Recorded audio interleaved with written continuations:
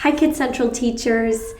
I wanted to reach out to you and first and foremost, thank you for what you are doing in Kids Central.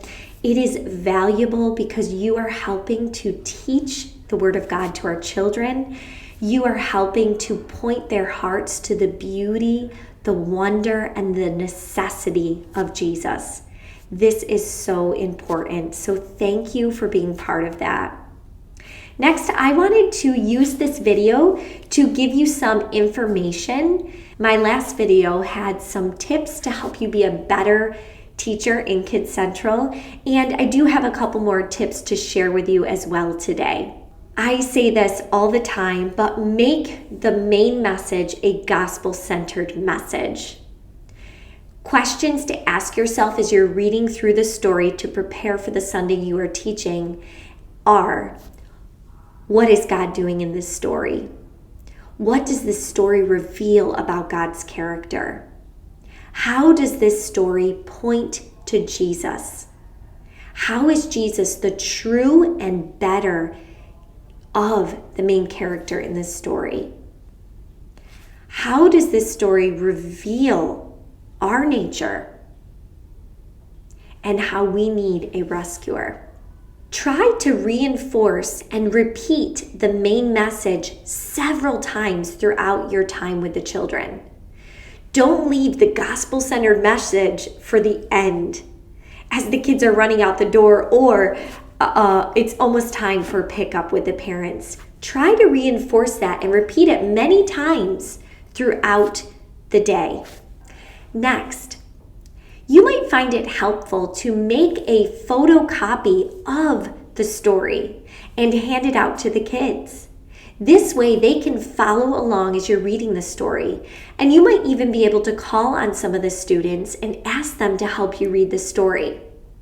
Hopefully, this will keep them better engaged. Don't be afraid to mix things up. In fact, it's better if you do. A lot of kids have short attention spans, so you want to plan and prepare for this. One great way to do that is by mixing up the things you're doing on a Sunday. Sure, there's going to be some sitting time when they're listening to the story, question and answer time, but make sure you have one activity that gets the kids up, they're moving around, they're getting that energy out. Also, don't be afraid to do crafts. It might take a little bit more work, but if you have a craft that you think would go along great with the main message of the story or just the whole story itself, reach out to me to ask me if we have those supplies. Or the Sunday before, head into the big room storage closet and check it out. We have tons of supplies in there, and I want you to utilize those supplies as much as possible. Feel free to use classroom 5 or 6 on Sunday mornings. You can switch up the space that your kids are in. This is also helpful for short attention spans. Move them to a different environment. Also, keep our kids with special needs in mind. Try not to make your activities too complicated.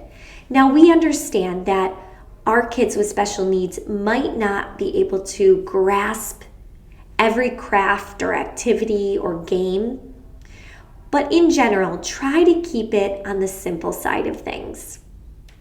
I will do my best to let you know ahead of time what age group you'll be working with. More often than not, we've been having our kids separated into 1st through 3rd and 4th through 6th.